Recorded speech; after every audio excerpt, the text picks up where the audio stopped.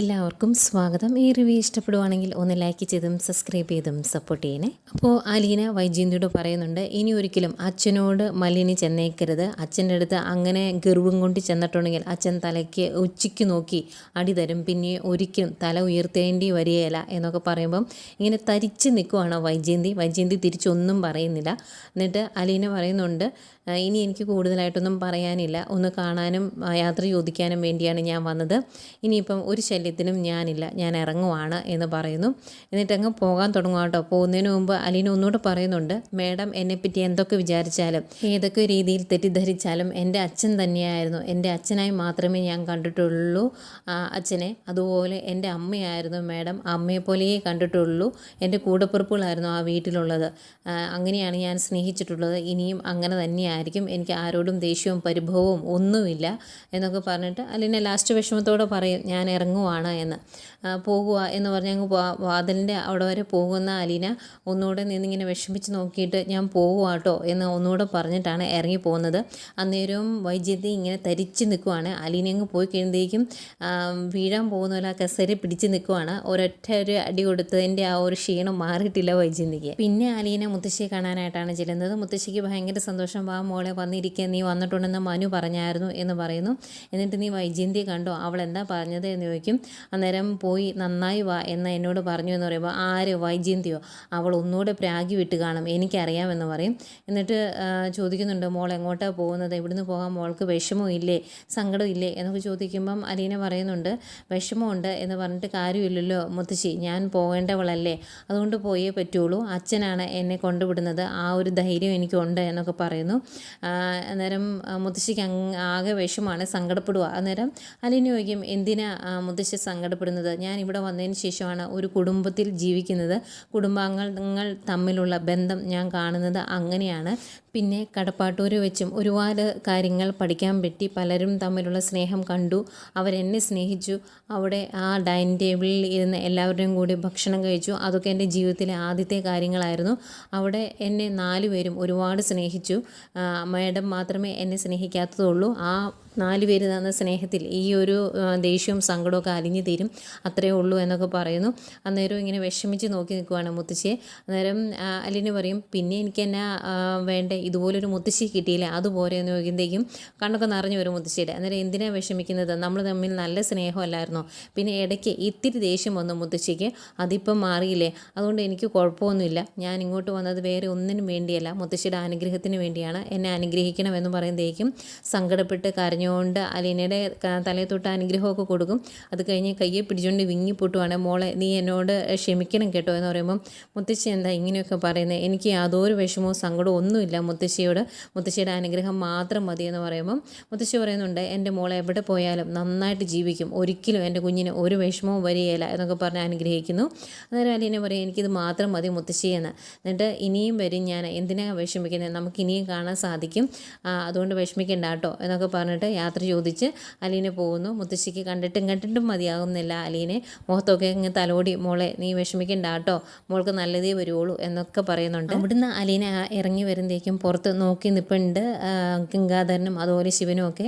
എങ്ങനെയാണ് അമ്മയുടെ യാത്ര ചോദിച്ചോ എന്ന് ചോദിക്കുമ്പോൾ, മുത്തശ്ശിയുടെ യാത്ര ചോദിച്ചു എന്ന് പറയും. അന്നേരം ഗംഗാധരൻ ചോദിക്കുന്നുണ്ട്, നീ വൈജയന്തിയെ കണ്ടില്ലേ, വൈജയന്തിയോട് എന്തെങ്കിലും പറഞ്ഞു എന്ന് ചോദിക്കുമ്പം അലീന പറയുന്നുണ്ട്, ഞാൻ കണ്ടു, സംസാരിച്ചു, കുറച്ചധികം സംസാരിച്ചു, അത്രയും വേണ്ടായിരുന്നു എന്ന് എനിക്കിപ്പോൾ തോന്നുവാണ് എന്ന് പറയുമ്പം ഗംഗാധരൻ ചോദിക്കും, നീ എന്താ അവളോട് പറഞ്ഞത് എന്ന്.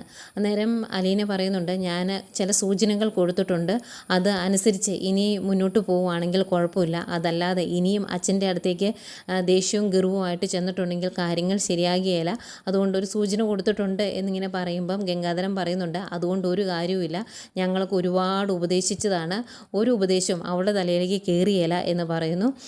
അത് കഴിഞ്ഞ് അവർ ചോദിക്കുന്നുണ്ട്, നീ എങ്ങോട്ടാണ് പോകുന്ന സ്ഥലം നിനക്കറിയാവോ എന്നൊക്കെ ചോദിക്കുമ്പം അലീന പറയും, ഇല്ല, ഒരു കൊളത്തുപുഴ എന്ന സ്ഥലത്തേക്കാണ്, ഒരു പ്ലാന്ററുടെ അടുത്തേക്കാണ് വിടുന്നത് എന്ന് മാത്രമേ അച്ഛൻ പറഞ്ഞോളൂ, പിന്നെ അച്ഛനല്ലേ കൊണ്ടുവിടുന്നത്, എൻ്റെ എൻ്റെ സേഫ്റ്റിയൊക്കെ നോക്കിയിട്ട് അച്ഛൻ ചെയ്യുള്ളൂ, കാര്യങ്ങൾ ചെയ്യുള്ളൂ എന്ന് എനിക്ക് അറിയാം എന്നിങ്ങനെ പറയുന്നു.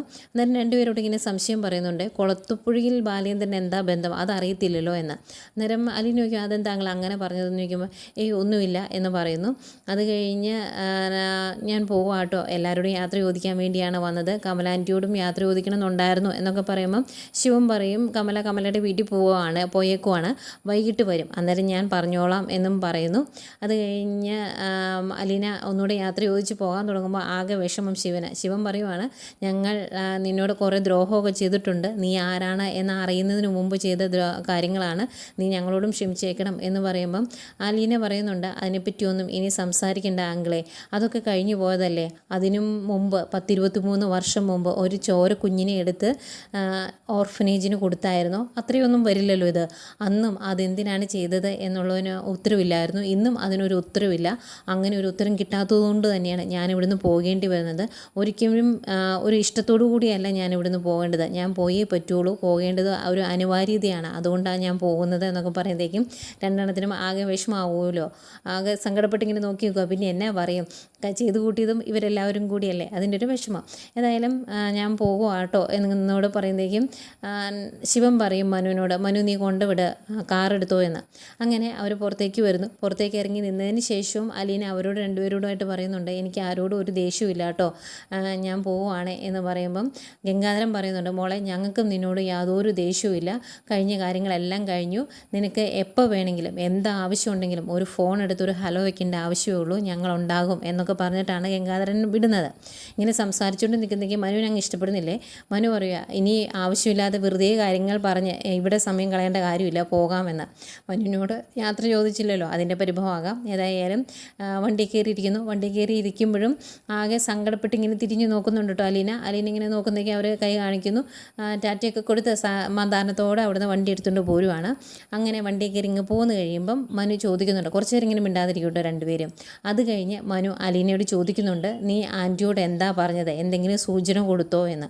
അന്നേരം അലീന പറയും, ഒരു ചെറിയ സൂചന കൊടുത്തു, അതല്ലെങ്കിൽ ശരിയാകിയല്ല, ഇനിയും അവിടെ ചെന്നിട്ട് അച്ഛൻ്റെ തലയിൽ കയറാൻ നിന്നിട്ടുണ്ടെങ്കിൽ, അച്ഛനെ ഭരിക്കാൻ ചെന്നിട്ടുണ്ടെങ്കിൽ അച്ഛൻ നിന്ന് കൊടുക്കത്തില്ല, അച്ഛനെല്ലാം പൊട്ടിക്കും, പിന്നെ ഒരു കുടുംബം അവിടെ ഉണ്ടാകുകയില്ല, അതുകൊണ്ട് ചെറിയൊരു സൂചന കൊടുത്തിട്ടാണ് പോകുന്നത് എന്ന് പറയുമ്പം മനു ചോദിക്കും, നീ എന്താ പറഞ്ഞത് എന്ന്. അന്നേരം അലീന പറയുന്നുണ്ട്, എന്നോട് പറഞ്ഞു 10-21 വർഷം ഞാൻ ജീവിച്ച എൻ്റെ ഭർത്താവിൻ്റെ കൂടെ എങ്ങനെയാണ് ജീവിക്കേണ്ടത് എന്ന് നീ എന്നെ പഠിപ്പിക്കേണ്ട, അതെനിക്ക് നന്നായിട്ടറിയാം എന്ന് എന്നോട് പറഞ്ഞപ്പം ഞാൻ തിരിച്ചു ചോദിച്ചു, 23 വർഷങ്ങൾക്ക് മുമ്പും ഒരുത്തൻ്റെ കൂടെ ജീവിച്ചതല്ലേ, ആ ജീവിതവും മറന്നു പോകരുത് എന്ന്. അത് കേട്ടതിന് ശേഷം ഒരക്ഷരം പിന്നെ എന്നോട് മിണ്ടിയിട്ടില്ല എന്നിങ്ങനെ പറയുമ്പം മനു ചോദിക്കുന്നുണ്ട്, അതിൻ്റെ ആവശ്യം ഉണ്ടായിരുന്നോ, അതിത്തിരി കൂടിപ്പോയില്ലേ എന്ന്. അന്നേരം അലീന പറയുന്നുണ്ട്, ഒട്ടും കൂടി പോയിട്ടില്ല, മനസ്സിൽ ചെറിയൊരു പേടി തട്ടിയിട്ടുണ്ട്, ആ പേടി അവിടെ വേണം, അല്ലെങ്കിൽ ഇവിടെ വന്നിട്ടുണ്ടെങ്കിൽ അച്ഛന് സൗകര്യം കൊടുക്കത്തില്ല. ഇപ്പം ചെറിയൊരു ഭയമുണ്ട്, എനിക്ക് എല്ലാ കാര്യങ്ങളും അറിയാവോ, ഞാനിതൊക്കെ അച്ഛനോട് പറഞ്ഞിട്ടുണ്ടോ എന്നൊക്കെ. അത് അങ്ങനെ തന്നെ ഇരിക്കട്ടെ, അതാ നല്ലത്. ഞാനിവിടുന്ന് പോയാലും എനിക്ക് ഫോൺ വിളിക്കാമല്ലോ അച്ഛനെ, അങ്ങനെ വിളിച്ചാണെങ്കിലും ഞാനെല്ലാം പറഞ്ഞെങ്കിലോ എന്നൊരു പേടിയുണ്ടെങ്കിൽ ഒന്ന് ഒതുങ്ങി ജീവിച്ചോളും മനുവേട്ട, അങ്ങനെ ഒതുങ്ങണം, അല്ലെങ്കിൽ ശരിയാകിയല്ല. ഇനി അച്ഛൻ്റെ അടുത്ത് യാതൊരു ഭരണവും നടക്കുകയില്ല, അങ്ങനെ ഭരിക്കാതെ മര്യാദയ്ക്ക് മക്കളുടെ കൂടെ ജീവിക്കണമെങ്കിൽ ഇങ്ങനെയൊരു പേടി ഉള്ളത് നല്ലതാണ് എന്നൊക്കെ പറയുമ്പോൾ മനു പറയുന്നുണ്ട്, അത് നേരാണ് എന്ന്. അന്നേരം അതിൻ്റെ കൂടെ മനു ഒന്നുകൂടെ ചോദിക്കും, ഇനി വേറൊരു ദിവസം, കുറച്ച് ദിവസങ്ങൾ കഴിഞ്ഞോ എപ്പോഴെങ്കിലും നിന്നെ ഫോൺ വിളിച്ച് ഇതിനെപ്പറ്റി നീ എങ്ങനെയാണ് അറിഞ്ഞത്, എന്താ നിൻ്റെ ഉദ്ദേശം എന്നൊക്കെ ചോദിച്ചാൽ നീ എന്നാ പറയും എന്ന് ചോദിക്കും. അന്നേരം അലീന പറയുന്നുണ്ട്, അന്ന് ജീവിച്ച ജീവിതം എനിക്ക് നന്നായിട്ടറിയാം, അതിനുശേഷം തിരുവനന്തപുരത്ത് ഒരു ഹോസ്പിറ്റൽ ഒരു പെൺകുഞ്ഞിന് ജന്മം നൽകിയതും എനിക്കറിയാം എന്നങ്ങ് ഞാനങ്ങ് പറയും, പിന്നെ വാ പൊക്കിയേല എന്ന് എനിക്ക് നല്ല ഉറപ്പുണ്ട് എന്ന് അലീന പറയും. അന്നേരം മനു ചോദിക്കും, എങ്കിലും അത് ഇപ്പം തന്നെ അങ്ങ് പറഞ്ഞേക്കാൻ മേലായിരുന്നോ എന്ന്. അന്നേരം അലീന പറയും, അങ്ങനെ എല്ലാം കൂടെ പൊട്ടിച്ചിട്ടുണ്ടെങ്കിൽ പേടിച്ചിട്ട് ചിലപ്പം ഇതൊക്കിലേക്ക് വന്നില്ലെങ്കിലോ, അതുകൊണ്ടാണ് ഞാൻ പറയാതിരുന്നത് എന്ന്. അന്നേരം മനു പറയും, അത് നേരാ എന്ന്. എന്നിട്ട് അലീന ഇങ്ങനെ പറയുന്നുണ്ട്, ഞാൻ ഏതായാലും പോവുകയാണ്, എല്ലാവരോടും യാത്ര ചോദിക്കണമായിരുന്നു, ആ ഒരു കാര്യം ഞാൻ ചെയ്തു, അത്രയേ ഉള്ളൂ എന്നിങ്ങനെ പറയുമ്പോൾ, യാത്ര ചോദിക്കലായിരുന്നു അല്ലേ, അപ്പോൾ എന്നോടോ എന്ന് ചോദിക്കുമ്പം അലീന പറയുന്നുണ്ട്, മനുവേട്ടനോട് എനിക്ക് അങ്ങനെ ചെയ്യാൻ പറ്റത്തില്ലല്ലോ, എന്നെ ഇത്രയും വരെ എത്തിച്ച, എന്നെ ഇതുവരെ സംരക്ഷിച്ച ഒരാളാണ് മനുവേട്ടൻ എന്നിങ്ങനെ പറയുമ്പോഴത്തേക്കും ഓ കടപ്പാട് അതാണല്ലേ എന്ന് ചോദിക്കും. അന്നേരം അലീന പറയുന്നുണ്ട് കടപ്പാടല്ല, എനിക്ക് എൻ്റെ മനുവേട്ടനെ ഒരുപാട് ഇഷ്ടമാണ്. എൻ്റെ മനസ്സിൽ മനുവേട്ടനുള്ള സ്ഥാനം എന്താണ് എന്ന് മനുവേട്ടൻ അറിയത്തില്ല. ഇനി അങ്ങോട്ടും ഈ സംരക്ഷണം വേണം എന്ന് തന്നെയാണ് എൻ്റെ ആഗ്രഹം എന്ന് പറയുമ്പം എവിടെ വരെ എന്നിങ്ങനെ ചോദിക്കുവാണ് മനു.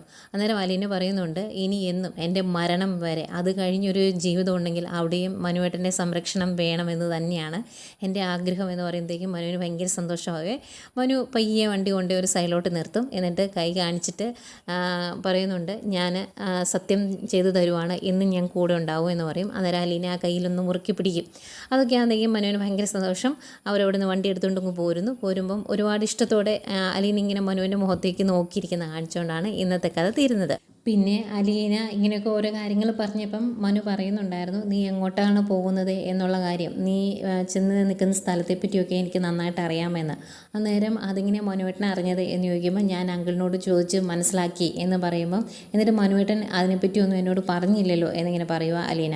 അന്നേരം മനു പറയുന്നുണ്ട് അത് ഞാനല്ല പറയേണ്ടത്, അങ്കിള് തന്നെയാണ്, അതുകൊണ്ടാണ് ഞാൻ പറയാതിരുന്നത് എന്ന് പറയുമ്പം അത് നേരെ അച്ഛൻ തന്നെ പറയുന്നതാണ് നല്ലത് എന്നും പറയുന്നുണ്ടായിരുന്നു കേട്ടോ അലീന. പിന്നെ നാളത്തെ പ്രമോ കാണിക്കുന്നുണ്ട്. വൈജയന്തിക്ക് കിട്ടിയ അടിയുടെ അത്താരിപ്പങ്ങ് മാറി കഴിയുമ്പോൾ മോളെ വിളിക്കുന്നുണ്ട് ബബിതെ. അന്നേരം അലീനയെ പറ്റിയും ബാലേന്ദ്രനെ പറ്റിയും കുറ്റങ്ങളാണ് പറയുന്നത്. അത് ബബിതയ്ക്ക് ഇഷ്ടപ്പെടുന്നില്ല. അന്നേരം ബബിത ദേഷ്യപ്പെട്ട് ചോദിക്കുന്നുണ്ട് എപ്പോൾ വിളിച്ചാലും അമ്മയ്ക്ക് ഇത്ര മാത്രമേ പറയാനുള്ളൂ, അലീന ചേച്ചിയുടെ അച്ഛൻ്റെയും കുറ്റം ഒരു പണിയും ഇല്ലേ വേറെ എന്ന് ചോദിച്ചിട്ട് ഫോൺ അങ്ങ് കട്ട് ചെയ്യും. അത് വൈജയന്തിക്കും ഇഷ്ടപ്പെടുന്നില്ല. അതിനുശേഷം അലീന കൃഷ്ണമോളോട് സംസാരിക്കുന്നുണ്ട്. അന്നേരം കൃഷ്ണമോൾ പറയുന്നുണ്ട് അമ്മ തിരിച്ചു വന്നു കഴിഞ്ഞാൽ പിന്നെയുള്ള ജീവിതത്തെക്കുറിച്ച് ചേച്ചി ചിന്തിച്ചിട്ടുണ്ടോ എന്ന്. അതിന് കുഴപ്പമൊന്നും കാണില്ല എന്ന് പറയുമ്പം അത് ചേച്ചിക്ക് തോന്നുന്നതാണ്. ഇവിടെ ഇപ്പം ചേച്ചി ഉള്ളതുകൊണ്ട് മാത്രമാണ് അച്ഛനൊന്ന് ഒതുങ്ങി നിൽക്കുന്നത്. പക്ഷേ ചേച്ചി പോയതിന് ശേഷം എന്ത് സംഭവിക്കുമെന്ന് ഞങ്ങൾക്ക് അറിയത്തില്ല എന്ന് ഇത്തിരി സങ്കടത്തോടും പേടിയോടും കൂടി കൃഷ്ണമോൾ പറയുന്നുണ്ട്. പിന്നെ സ്റ്റാൻലിയായിട്ട് സംസാരിക്കുന്ന ബാലേന്ദ്രനെ കാണിക്കുന്നുണ്ട്. ബാലേന്ദ്രൻ പറയുന്നുണ്ട് താങ്കൾ ആരാണ് എന്ന് ഈ വീട്ടിലുള്ളവരെ അറിയിക്കാൻ എനിക്ക് താല്പര്യമില്ല എന്ന്. അതിനുശേഷം അലീനയായിട്ട് സംസാരിക്കുന്നു. അലീനയോട് പറയുന്നുണ്ട് മോളെ നാളെ തൊട്ട് നിൻ്റെ ജാതകം മാറാൻ പോവാണ്, നല്ലൊരു ജീവിതമാണ് നിനക്ക് കിട്ടാൻ പോകുന്നത് എന്ന് പറയുമ്പം അലീന ചോദിക്കുന്നുണ്ട് പണ്ട് അലാവുദ്ദീന് അത്ഭുത വിളക്ക് കിട്ടിയില്ലേ അതുപോലെയാണോ എന്ന്. അന്നേരം ബാലേന്ദ്രൻ ചിരിച്ചുകൊണ്ട് പറയുവാണ് അലാവുദ്ദീൻ്റെ അത്ഭുത വിളക്കല്ല, അലീനയുടെ അത്ഭുത വിളക്കാണ് ഇനി കാണാൻ പോകുന്നത് എന്ന്. ഏതായാലും ഇത്രയൊക്കെ കാണിച്ചുകൊണ്ടാണ് ഇന്നത്തെ കഥ തീരുന്നത്.